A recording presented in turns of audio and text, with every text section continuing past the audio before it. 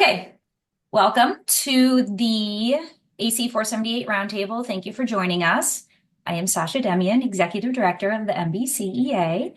Jackie Maluda is joining us today, and she assists in program management for MBCEA, and she is the one that will meet with you as you prepare to apply for accreditation. And we are going to share in introducing the AC478 program to you. We know that some of you are new on the roundtable, and so we want to just make sure you understand what the program is, why it was created, what the benefits are. So here we go. Majority of all metal building systems are supplied by manufacturers who are members of the MBMA.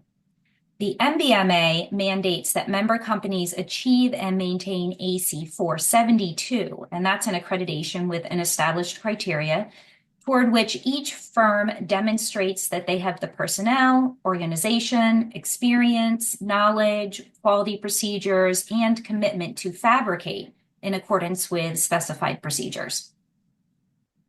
Until the introduction of AC478, there was nothing similar that was established for assemblers. MBCEA members were looking for a way to differentiate themselves from the bad actors that are poorly trained, unsafe, but often the lowest bid. We recognized that when structures fail or people get hurt during assembly, the entire industry suffers. This accreditation establishes an industry standard to identify those players doing the right thing that are committed to safety, training, and quality. For the first time in history, manufacturers and erectors now have complementary accreditation programs for metal building projects that help assure the highest quality commercial buildings. AC478 assures owners that the erector they have chosen follows a comprehensive, quality-driven metal building assembly program that is assessed annually. To achieve accreditation, you must maintain the following. Well, I love being on this conference. So fun. Documented safety program and training program, documented management system, on-site job site assessment, job site specific plans, and annual internal audits and management reviews, which is the focus of today's meeting. Back to you, Sasha. The program brings much needed rigor and discipline to a somewhat chaotic industry. But with all things new, there is some apprehension. And that is why we host these sessions, and we have put together a robust support system in the members only area and consultative support with Jackie. You don't need to be a member of the MBCEA to apply for accreditation, but only members get our support. So what we're going to do right now is jump right in, and I'm going to introduce Jackie as our featured speaker, and she is going to be discussing the annual internal audit and management review. And then we will be open for questions throughout. Jackie will prompt that, and then we'll go through some introductions, see what type of questions you have, where you're at in the process, why you've joined us today. So let's jump in with Jackie. I'm going to stop sharing my screen. Jackie, you can start sharing yours.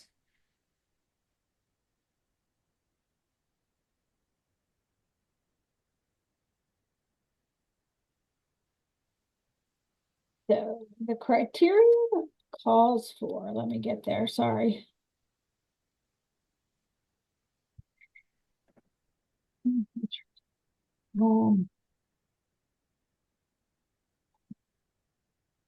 sorry, Sasha went faster than I thought. Sorry.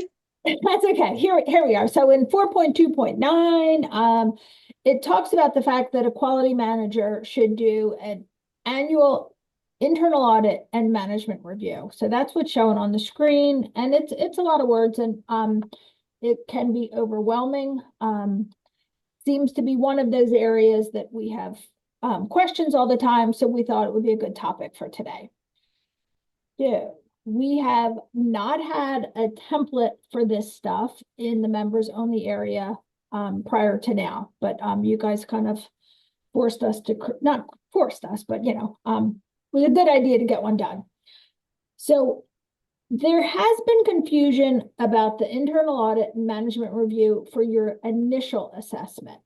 I mistakenly was saying you don't do it at the initial assessment. You do it at year one. IAS disagrees with me, and I see the value of what they're saying, but that first one is slightly different. So the whole act of prepping yourself to apply for accreditation is in effect your internal audit and your review. So you're going to want to make a note somewhere that looks very similar to this. I mean, obviously you're going to say whatever you want to say in it, but you're going to have a memo that says, in preparation for AC 478, we have reviewed our procedures. Our internal audit noted the following items need to be addressed. Whatever your items might be, I made these four up. We do not currently prepare a site-specific plan for every project. I hear that often. I only do it for the complex projects. I only do it for the big ones. AC 478 wants one for everyone. So you would note that in your audit. We're not consistent with ensuring all field workers complete OSHA 10. I hear that often as well. Depending on what part of the country you're in, OSHA 10 might not be as relevant as audited, but it is a requirement. So you would note that in your audit. We typically have new hires watch the MBI training series, the quality and craftsmanship series, but have never tested their comprehension. If you're a member of the MBCEA, it's free to watch them, but you still pay that $10 a test to test their comprehension. So I hear that a lot. So you would note that in your review as well. And then the last thing I said, although many of our field workers meet the criteria of a journey worker, our training record keeping is sloppy. That's the other thing I hear a lot. And it's perfectly okay to have these 4 bullet points. That's why you're getting your ducks in a row and preparing for AC 478.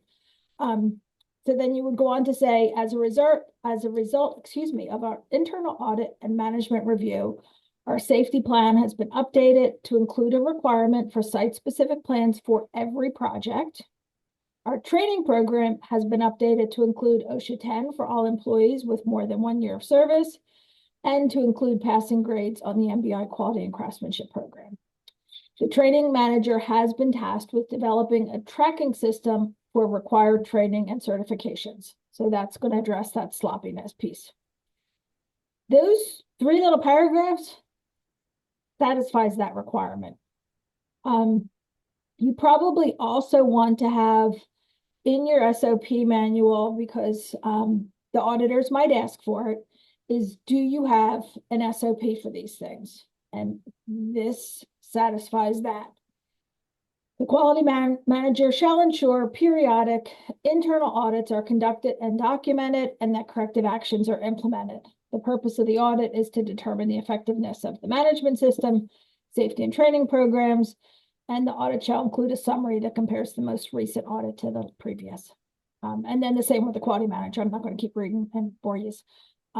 So that would be for those of you that have not yet applied, but are about to apply, something as simple as that. Now, year 2,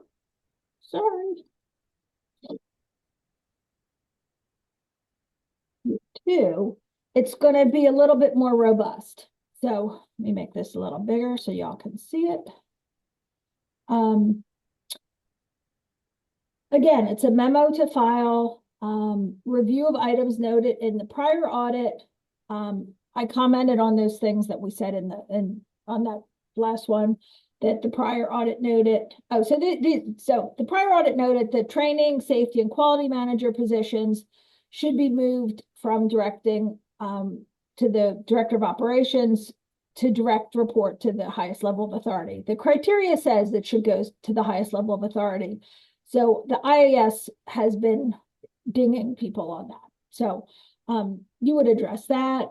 Prior audit recommended the development of a tracking system for required training. You're addressing that. And then here's your new items. Several employees have lapsed on required CPR and bloodborne pathogen training. What are you doing about that? We will include them in our upcoming training day in April. There's currently no procedure for tracking EMR for the subcontractors.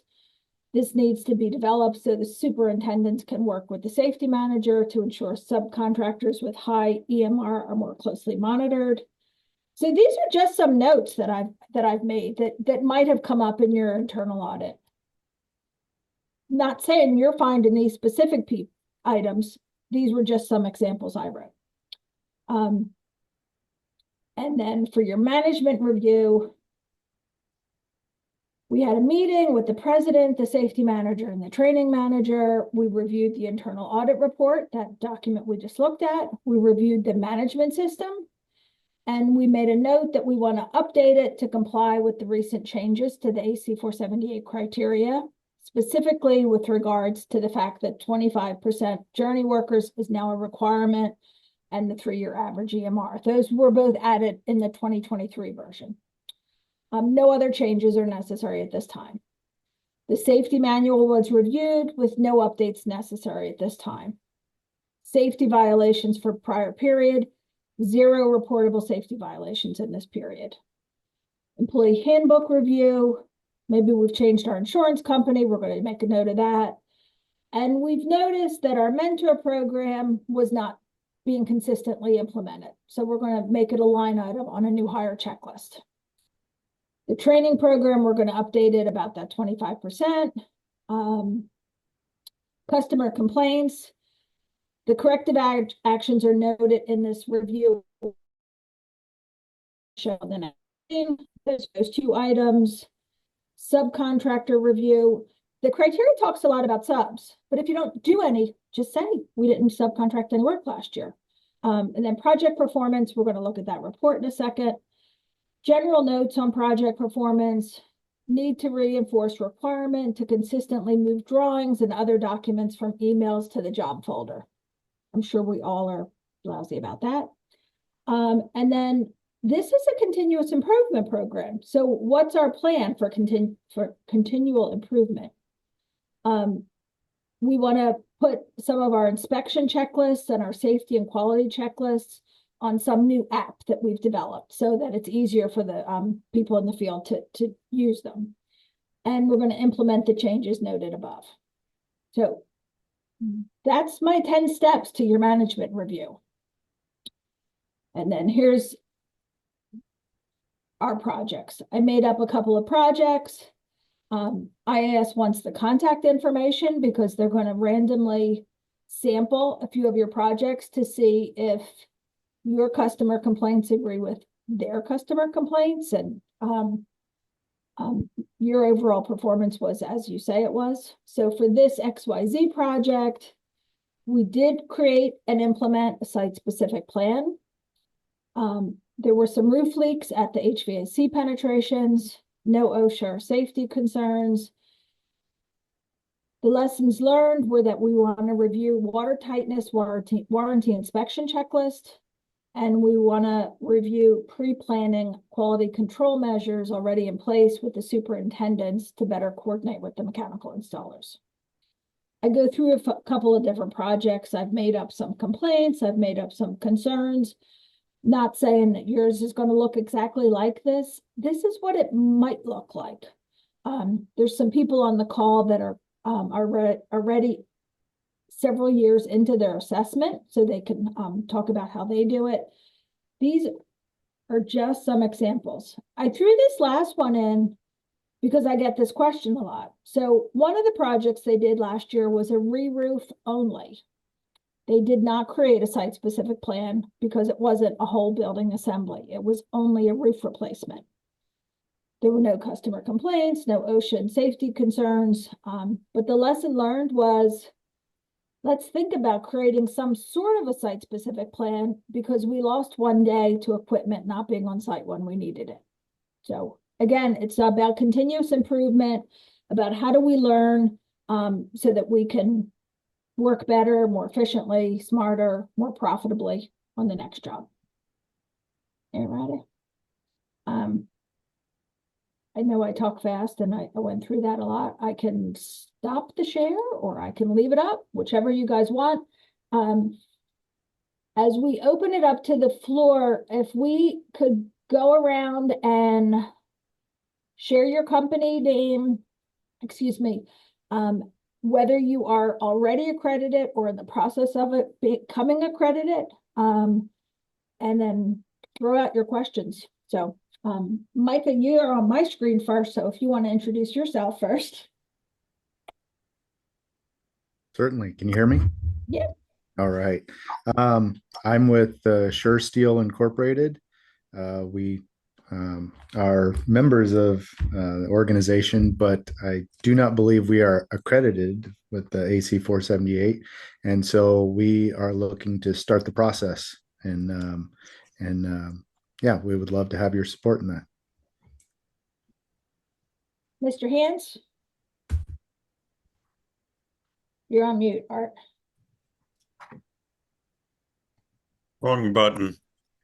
I'm Art Hans Construction. We're a general contractor construction manager in New Jersey.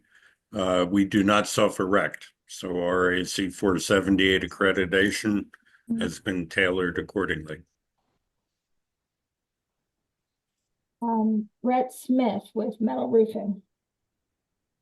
Yes, Brett Smith, Metal Roofing Solutions. We are in the process of getting accreditation. We're out of Tuscaloosa, Alabama. How about Jeff Morrow? Hi, I'm Jeff Morrow with PTL Fabricators up in Clarksville, Tennessee. We are just now looking at trying to obtain certification. So this is the first step, trying to learn what the process is about and figure out what steps are needed to get there. Good. Russ? And you're on mute as well. Yep. Russ Cansfield, Chief Construction, Grand Island, Nebraska. Member, but not accredited, looking at becoming accredited. I have David B next. I'm not sure who that is. That's me right here. I'm Dave Bufink, Valor Contracting out of Fargo, North Dakota, regional general contractor, erector. Looking to get the accreditation. Yeah. How about Nick Palmer?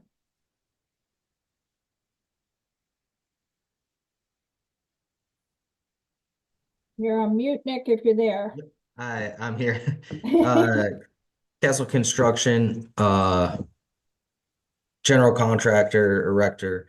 We are a member. We're working on accreditation.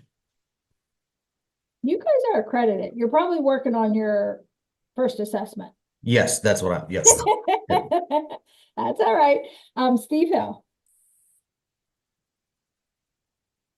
Steve Hill, Image Building Systems, Phoenix, Arizona. We're a member and accredited, and just here to learn new tricks of the trade. Of course. And Corey. Yeah, Corey Dukowitz from Rice Companies out of Sauk Rapids, Minnesota. We've got 7 locations now. That's a new thing. We just acquired a new location in the upper Midwest. And we are accredited and just went through our own self-assessment probably 2 or 3 weeks ago. So I'm just making sure I did it right. That's why I'm here. But yeah, it's good. Fabulous. Matt. I'm Matt with Rayco Builders, and I would say we're about 80% accredited. I'm just waiting for my on-site visit. Good, good. Jason, you're next. Jason, Kessel Construction. We're accredited and a member. And I'm basically new to this AC 478, so I'm here to basically learn as much as I can. Good, good. David. David Ty with Summit City Steel Erection, and we are not yet accredited. We are looking to move in that direction with haste. Next, I see Joe Allen, one of our founding accredited companies. Joe Allen, I am a project manager, safety and training manager for Thomas Phoenix International. We were accredited on the first day. So it's been a while. That's not what merit says. I know. I didn't say the first. I said on the first day with them. I think they got the MBMA or the MBA 100, and we are MBA 101. And yes, let the old timers argue about. Alphabetical order, Yeah. alphabetical order. That's how it went. Zach, you're next. Yeah, I'm Zach Gerlt with Mar Building Solutions, Kansas City. We are a member and looking to get accredited. And Albert Webster. Pepper Construction, retired, passing the baton to Jason and Nick. How about you, Travis? Sorry, just getting off mute there. How's everybody doing? Safety Director, Bob at Construction. We're out of Raleigh, North Carolina headquarters. We just became accredited about a month or two ago. Congratulations, and I'm glad we have a North Carolina company accredited now. Deanne or Dean, sorry. It's hard with the That's okay. Deanne Caspers Moon. I'm with Caspers Construction. We're in Beatrice, Nebraska, which is just south of Lincoln. And I am just learning more about the accreditation to determine if we're going to go forward with it. there's one more. Who did I miss?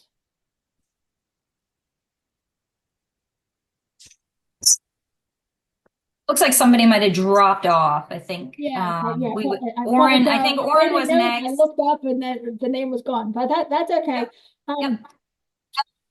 I just spent a half an hour on the phone with him earlier today. So Joe, not to put you on the spot, but I shared a sample internal audit and management review. You do it differently. You combine them into one document, which is perfectly acceptable. Do you want to just talk through a little bit how you hit all your boxes and well, that is pretty much what we do. We're so all over the place as a group. We have a relatively small office staff here, 4 or 5 people, but in order to do it and get it all checked off the checklist, I put them in the same report. And as long as all the items are hit, all that discussion takes place. So I have a standardized list of questions, and I've never had a problem adding anything to that we feel is worth discussing. But we just go through each item with the old version up and compare it to where we're at and see what we need to do to improve. There's always something. To me, that reminder is one of the most important things of the entire accreditation as far as the practical benefit. I'm not the guy that's in charge of contracts or marketing or any of that stuff, but actually the performance of the project and where we lack in training, where they've if we see the same ridge cap leak and the same crew's been putting it in, that's my problem to make sure that they're following the details and get through that. So those are the things that it helps to just have everybody together, and I discuss it all at once just for and the reason I called Joe out there is because I want you to understand that this is a personal program. Like it's your continuous improvement program. We're all going to tackle things a little bit differently. The training program is whatever you feel is necessary to train people to your standard, as long as it achieves or includes, 3 things. OSHA 10, the MBI Quality and Craftsmanship Series, and that you're training your people in such a way that ultimately 25%, which is a fairly low number, meet that definition of a journey worker. And that's for those of you that haven't heard the speech. The journey worker definition has nothing to do with unions. It's just a standard definition, which I can put back up on the screen. Experience and training. We felt was necessary to just identify someone that was a skilled worker. So, find it. Jackie, let me jump in just for a minute. We have people, and I'm glad now that we've done the introductions that we can see it runs the gamut of, hey, we're just trying to figure out what AC478 is, to we've been accredited since 2015, right? So we've got a large scope here. So I wanted to just kind of go back a little bit to the beginning for those of you who are brand new and are like, what is my first step? What is she talking about? And what is going on here? So for just a minute, I am going to share my screen just to give you an idea of where you want to start when we get off the call, if you haven't done this yet. So when you are on the home page of mbcea.org, and all of you should hopefully have an account. If you don't, that's your first step, create an account. When you create an account and you click here to go to your member compass, you're going to click here to access member resources. When you land on the members resources page, the first accordion is AC478 accreditation. Click on accreditation resources. Right here is where you want to start.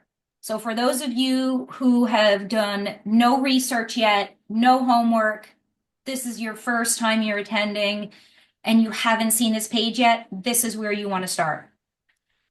Step by step, everything you need to know, several samples of the things that are required in the criteria and the items that Jackie just showed today, preparing for the internal audit, the initial one, and management review, a sample. This is where you want to start. So we are going to open up for Q&A, but I know we kind of went in pretty deep because today's topic was about this one very specific item that we wanted to cover. And this helps you in your initial audit and in your assessments each year. So that's why we were focusing specifically on that.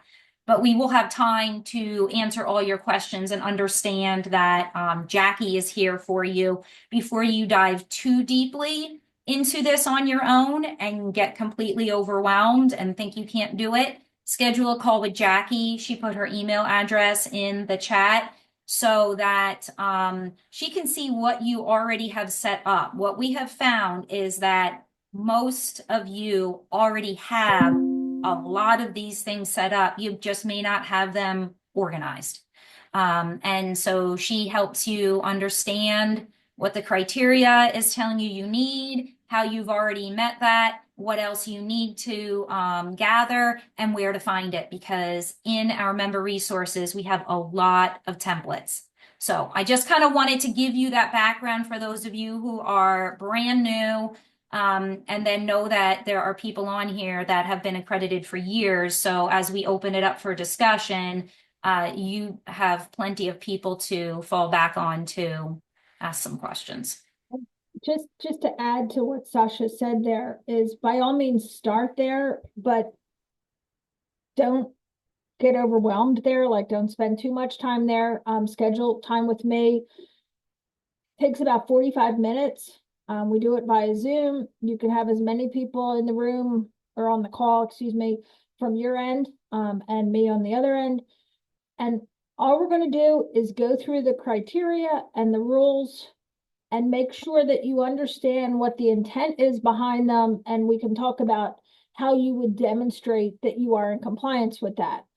And then as you say, I don't do that, I'll take you right over to the members only area and show you where there's a template that'll help you do that item. So we'll just go through it line item by line item. And it's quick, and then we know each other. So then as you're working through it, as you have a question, or if you're not sure about something, you just shoot me an email or a phone call and away we go. Right, Matt, you and I just went through this. You want to talk about your experience? Well, I enjoyed talking to you. It made it a heck of a lot easier. I know going through that members only section and looking at those documents and whatnot, it's very, very easy to get overwhelmed. Very easy. So yeah, I definitely encourage the call with Jackie, and have her go through it. It just makes it so much simpler. And another big key piece to remember is that you can make your own documentation. Like, these are just templates. You don't have to use these. You can make your own. Yeah, that's a very good point. And that's why, back to the internal audit and the management review, what I put together there, is a compilation of a few different companies and a few of the common initial shortcomings that I've heard and seen. But it's whatever works for you. There's no prescribed format to any of this stuff. As long as it makes sense for you and the IAS auditor feels that it hits the right buttons, then that's fine. Who's got questions?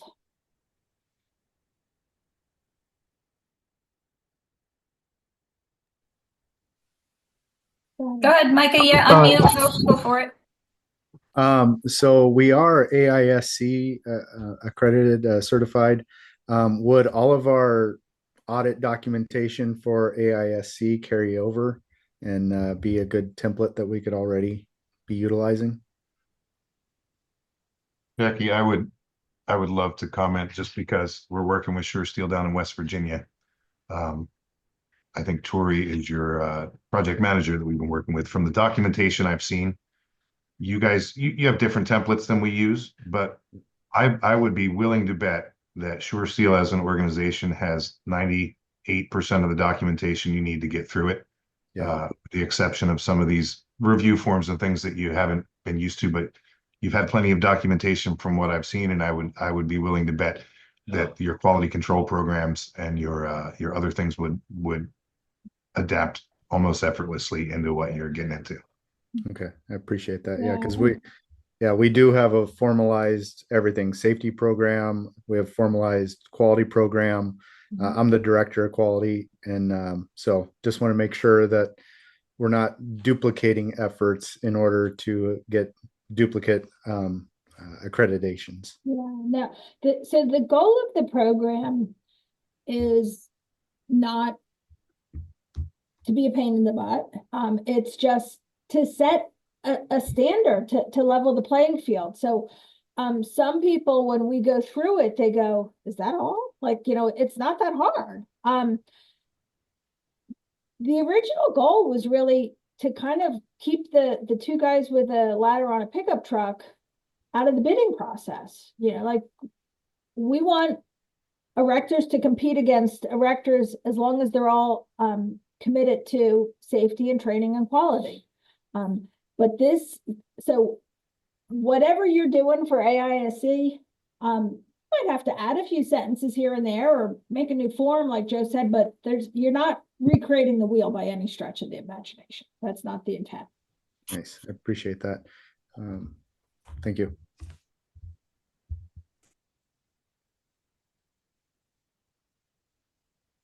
I have a question.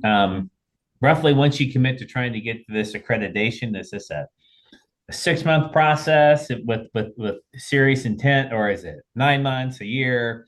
What I know it could vary, but is there a general expected amount of time to get started from nothing to built up in a while, assuming you have a lot of these procedures in place, you just haven't had it all in one place, if that makes sense? Makes perfect sense, and it's a good question. We hear it every time we do this roundtable. So there are 2 ways to get started. Some companies choose to wait until they have everything ready. You could come tomorrow and I'm going to pass with flying colors before they apply. Other companies apply, and then that's their impetus to get things organized. So depending on when you go onto the IAS website and hit the I'm ready to apply and pay your fee. Once you pay your fee, they have to schedule their assessor, and they're not just sitting there waiting for you to apply. So it may be a couple of weeks. I say assume up to 90 days for that first process. So the first part of the accreditation process is an electronic review of your documents. They do that via Zoom. You send them copies of things. They have a quick glance at them, and then they schedule a Zoom call with you, and they go into them in a little bit more detail, and they might ask you some more pointed and specific questions. And so I say between them assigning the assessor and getting that scheduled, give yourself 90 days. Now, it might be 2 to 3 weeks, but if you're not ready in 2 weeks, you could always stall it. But so that first process is 90 days. Then they're satisfied that your electronic documents are good. The next thing that happens is the on-site job site inspection. This is mutually convenient. So it's no one's just showing up at your job site. You tell them, I'm ready, I've got this project going in North Dakota, and they say, I can't get to North Dakota for 60 days. And you say, by then the building's going to be finished. Let's find another project. Takes a little bit of scheduling to get that done. One company I know of, it took almost 6 months because they were a little bit more remote. They didn't do that many projects. By the time they could get an assessor that was convenient for him to get there, it took 6 months before they found that right project. Keep in mind, the assessor does not want to come out to see a finished building, nor do they want to see that you've just unloaded. They want to see men working.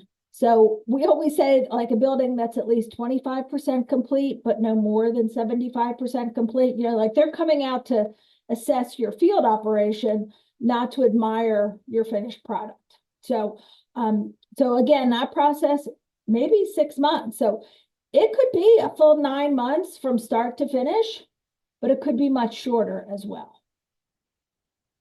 I don't know if that answered your question, but Yeah, no, that gives me some bookends. Thank you. good. We have submitted our stuff and it says it's pending in queue, but we haven't heard from anybody with IAS, and it's been about 4 weeks now. So is there like a certain amount of time that we need to wait and then we need to start trying to reach out to them directly? Or do we need to continue to just wait on them to get in touch with us? No, that's when you reach out to me or Jackie and you say, hey, here's what's going on. And here's what I've done so far. And this is the correspondence we've gotten from them and we haven't. So send me an email because I have a direct line with a contact there when those types of things happen that I can go to, and they immediately jump on it and try and figure out what happened there. What was the breakdown? And so that's something that we are on top of, but we need you guys to tell us when you run into that, and we are here to help you with that. And then just to clarify, so but it's only been 2 weeks. No, that's okay. 4 weeks total. 4 Yeah, weeks total. 2 weeks since we thought we would have heard. You know, it said 14 days. We're at 2 weeks longer than that now. So I still wasn't sure if that was soon enough to start reaching out. But I didn't know if it was typically takes at least a month or if it was 6 weeks before we needed to try to find out from somebody. So my understanding in the portal, they might change your status somehow, and that might give you a hint if you've not been into your portal, as like if you're waiting for an email. But I just want to clarify, the MBCEA saw a need for this program and worked hard to create the program, but it's not our program. It's the International Accreditation Service. All your money goes to IAS, your inspections, your audits, your assessments, whatever they are, all that's between you and the IAS. Sasha and I are just here to help. We believe in the program. So we're here to train on it, to consult on it, to encourage it. But to Brett's point of, we don't want you to fall into a black hole, let us know. I love when you guys let me know I'm applying today, because then internally I start to watch out for things. I have no visibility into the IAS system. So unless you tell me, I don't know.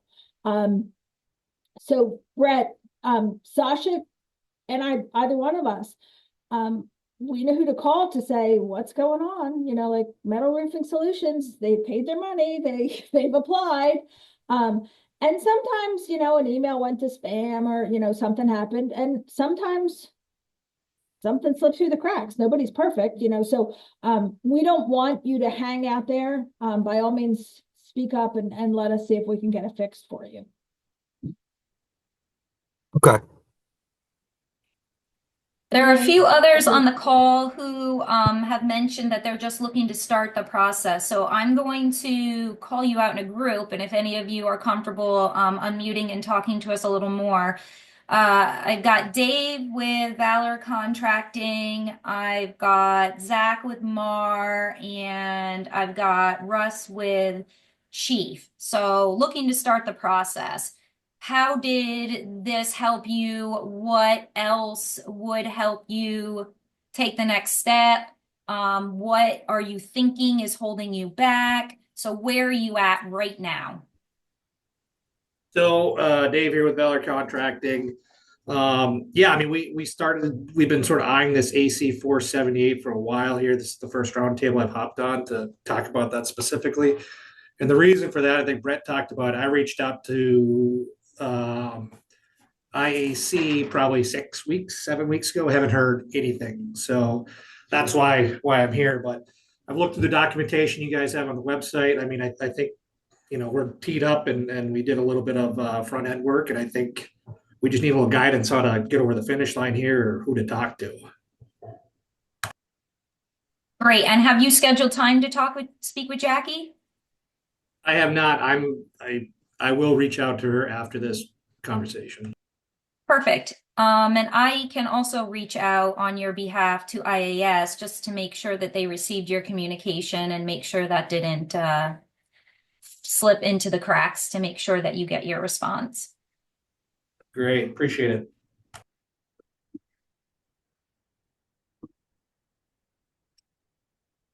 Zach or Russ, you want to talk any more about where you're at right now? Yeah, this is Russ Canfield with Chief Construction. Yeah, we've been looking at the program, just seeing how it fits in our organization of what we've already got. It seems like it would be a good thing to set us apart on that. We're kind of maybe a little bit different model than most because we are not just a pre-engineered building contractor. We do a lot of other conventional build and projects, but just kind of getting involved in it and seeing how it fits. So, Russell, that's a good not that you asked that as a question, but a good point. Is this program is very specific to pre-engineered buildings, to metal building assembly. But that doesn't mean that that's all that you may do. Art Hans, I don't know if he hopped off or he's still on, but Art is a general contractor. He does design build. He does a lot more than just sub his buildings out to for the erection piece of it. He's accredited for metal building assembly. That other work that he does is excluded, but in his management system, he has chapters for all that other work. Like the program, you can tailor it to yourself and to be meaningful to you. It's all about continuous improvement, and then IAS is only going to look at those pieces that have to do with metal building erection. They're going to ask questions of how many field workers you have. You might have 100 people out in the field, but if only 30 of them routinely do your pre-engineered work, then your answer to that question is 30, not 100. Does that make sense? that makes sense and good for clarifying that. Mm-hmm. Zach, anything you want to talk about where Mar is at? Anything we can do to help push it over to start the process instead of just looking at it? Yeah, I know they deemed me to look into what it would take to get accredited. And I know that is the plan. And we've, as a fast-growing company, we have been working on a lot of internal stuff to organize training, documents, trying to integrate, different platforms so so we can communicate better between all the aspects of what we do. So I know the plan is to get accredited. And Jackie, have you met with Mar yet? No, no. But as a younger company, as a startup or a newer company, it's a good way to get yourself organized, to follow the steps and the criteria for having a safety plan, for having a training program, for classifying your field workers, so whether you pursue AC478 right now or not, you could still follow the model. So good. Oren, when we were doing introductions, you dropped off. I know you're back now. Do you want to introduce yourself and let us know where you're at with the process? Or Yes, ma'am. I'm Oren Sermons with Lefevre Building Systems. I apologize. I'm on site today, so service is real spotty. We submitted all of our documentation and heard back from them on a couple things that we need to fix. So we're working on that. We recently had a personnel change, so now I'm kind of spearheading the rest of this.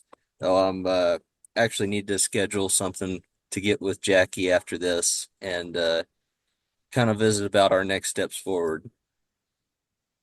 I'm glad you said that, Oren, because as soon as you said that there was a personnel change and that you were now the person, did he just drop off again?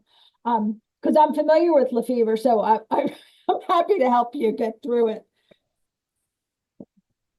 Dan, you have any questions for us? Do you feel like we gave you the information you were looking for? I did have a question. We are a small general contractor, only about, I don't know, 15 employees. We probably do 10 projects a year. Is there anyone else on the call who is that small? And can you speak to whether or not you see the benefit to this accreditation, or is that more in larger projects? We mostly do design, build, negotiated work.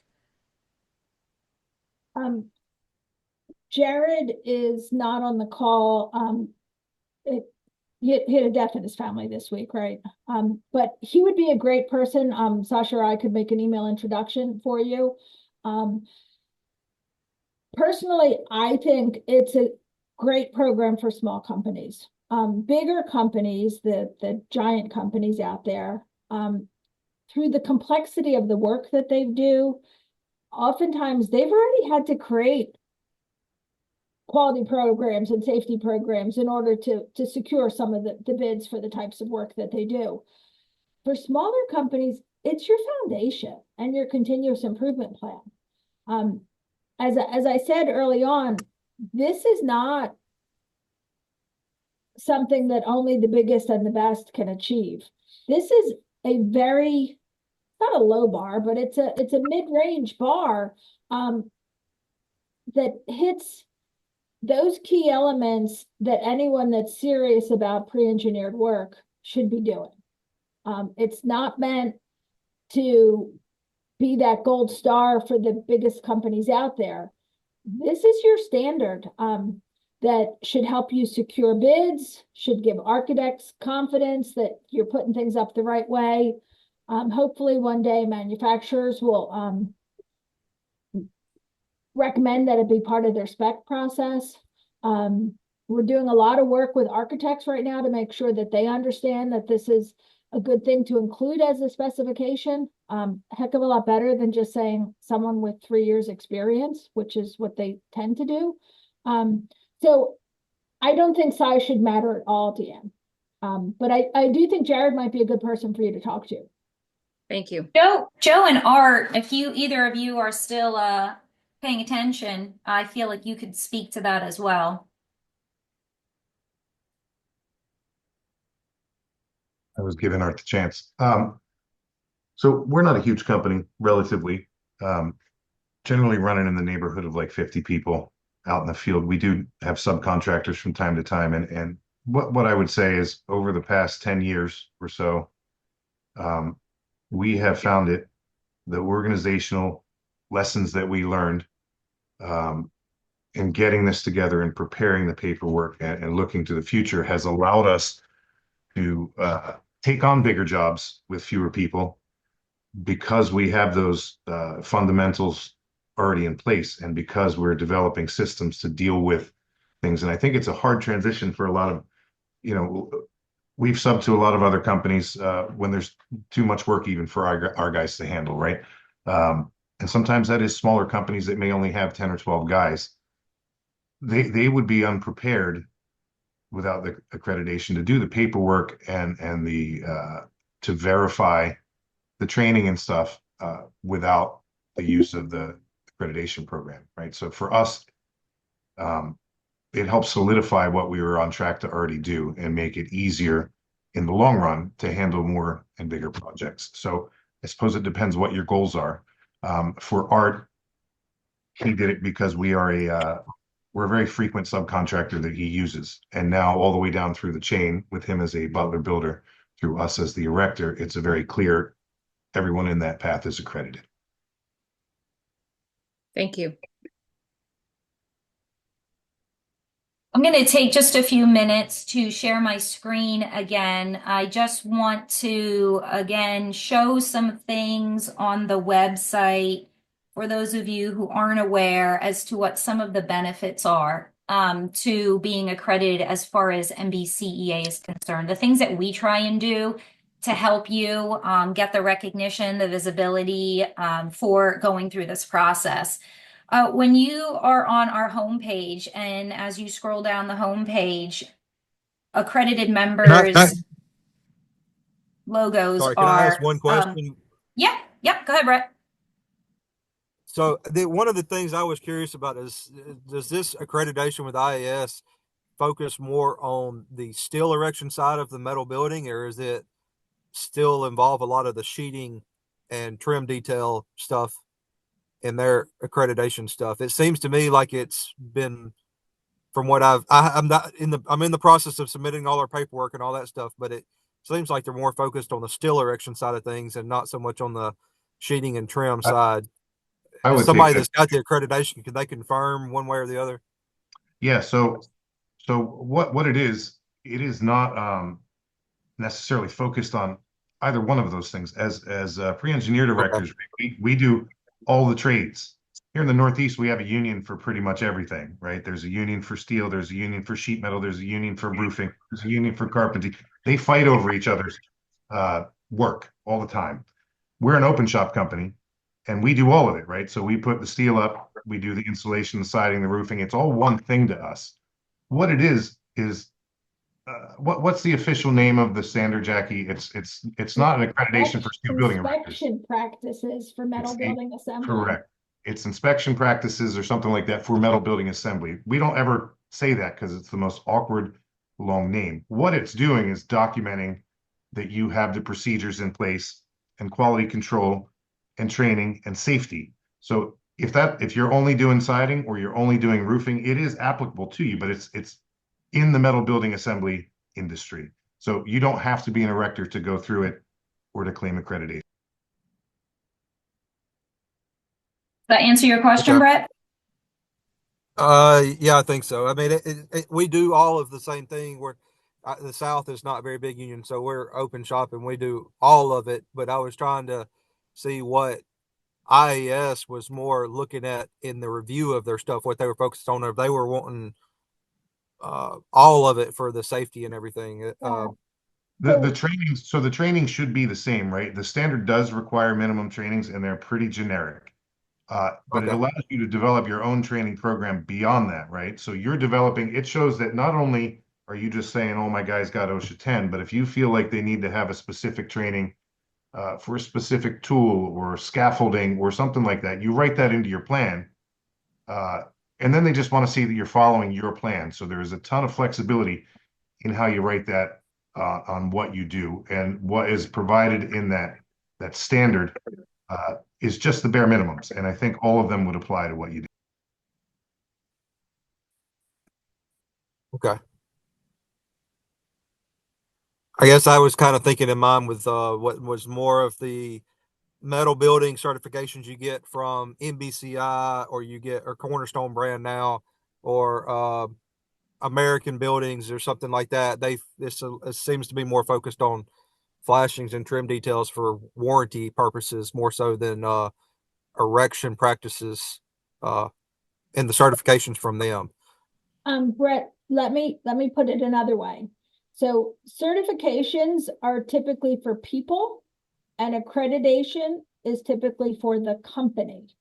So Okay. this is an accreditation for the company that says you have a robust training system, a robust quality control program, and a robust safety plan. Geared towards creating a metal building system, but it's more about those procedures that you have as a company. Okay. All right, Sasha, go back to my. Thank y'all. So we absolutely want to answer your questions. I just wanted to show you real quick this part of the presentation. So you saw on the home screen, we have the logos scrolling. When you go to the member directory, which we get, our member directory gets a lot of hits. The public uses this a lot, not just our members. But the accredited members have AC478 accredited in their title, and they always show up first in any filter, any search that is done on the member directory. Their listing is more robust. If you've got videos, if you've got links to your social media, if you've got an organization description, all of that thing displays because you are a featured listing. So there's benefits there.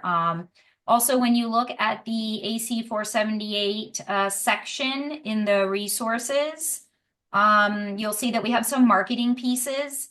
So things that are created directly for you to use with building officials, with architects, so that you can educate them about accreditation. So those are brochures there. We also have an AIA presentation that the IAS presents to AIA chapters to speak with architects about the accreditation. There is spec language that the IAS has and shares with architects so that AC478 is put into the specs, and we are seeing that happen more and more with the bidding process. We draft a press release for you and let you personalize it, and we send it out to the industry for you. So that's just a couple of real quick highlights of some of the things MBCEA does in connection with IAS and in connection with our members to help put you at the forefront of our membership and assist with education to the architects and continue to push the accreditation and knowledge of it forward.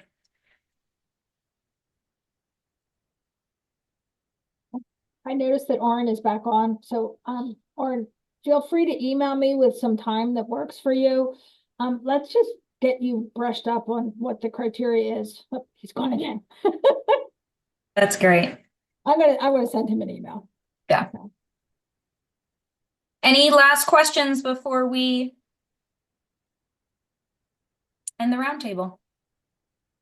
You have our email addresses, and several of the accredited members are also willing to mentor, speak with you, answer questions. So please feel free to reach out at any point throughout the process. We are here to help you get this done. Thank you for joining us today. We really appreciate it, and we'll talk to you soon. Thank you, everyone.